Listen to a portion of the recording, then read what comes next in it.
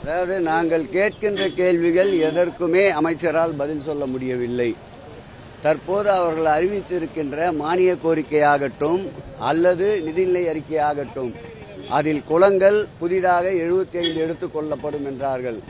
மரமாத்து பணிகள் 250 எடுத்துக் கொள்ளப்படும், திருத்தேர்கள் என்றார்கள். 3000 திருக்கோயில்களுக்கு திருப்பணி என்றார்கள். இவையெல்லாம் ஏற்கனவே நடந்து கொண்டிருக்கின்ற பணிகளின் தொடர்ச்சியா அல்லது இவையெல்லாம் புதிய கோயில்களா என்று கேட்டதற்கு இவர்களால் பதில் சொல்ல முடியவில்லை. திராவிட மாடலுடைய ஆட்சியினுடைய நீட்சிதான் இந்த நிதிநிலை அறிக்கை என்பதை நான் பதிவு செய்கிறேன். கண்டிப்பா நான் தான் சேலஞ்சா சொன்னேன். இப்பொழுது 106 அறிவிப்புகள் அறிவித்திருக்கிறீர்கள். அடுத்த ஆண்டு இந்த 106 அறிவிப்புகள் எத்தனை உங்களால் முடிக்கிறது என்பது அடுத்த சட்டமன்றத்தில் சந்திப்போம் என்று சொல்லியிருக்கின்றேன். நிச்சயமாக இந்த 106 அறிவிப்புகளையும் அவர் முழுவதுமாக நிறைவேற்ற முடியாது. அப்படியே இருந்தாலும் ஏற்கனவே திராவிட மாடல் ஆட்சியில் தொடங்கப்பட்ட திட்டங்களைத்தான், நடைபெற்றுக் கொண்டிருக்கின்ற பணிகளை தான் அவர்களால் முடிக்க முடியுமே தவிர புதிய பணிகள் எதையும் எடுத்து முடிக்க முடியாது என்பதை சவாலாக கூறிக்கொள்கிறேன். அறங்காவலர் நியமனத்தை பொறுத்தளவில் உச்சநீதிமன்ற நீதிபதி சுந்தரேசன் கணம் அவர்களே எங்களை பாராட்டினார்.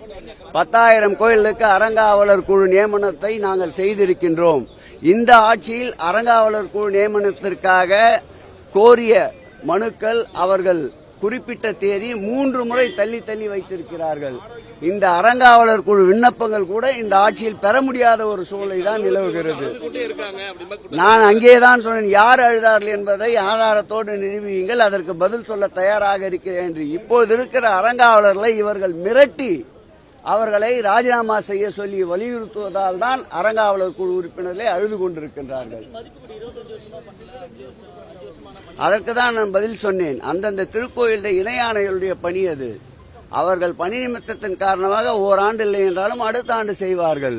அதற்கு கூட குற்றம் காண்பித்து அதில் ஊழல் என்று சொன்னால் எப்படி ஏற்றுக்கொள்ள முடியும்? இந்த அரசை, திராவிட மாடல் ஆட்சியை பொறுத்தளவில் எந்த குற்றச்சாட்டாக இருந்தாலும் ஆதாரபூர்வமாக அவர்கள் கொண்டு வந்தால் அதை சந்திப்பதற்கு தயாராக இருக்கின்றோம்.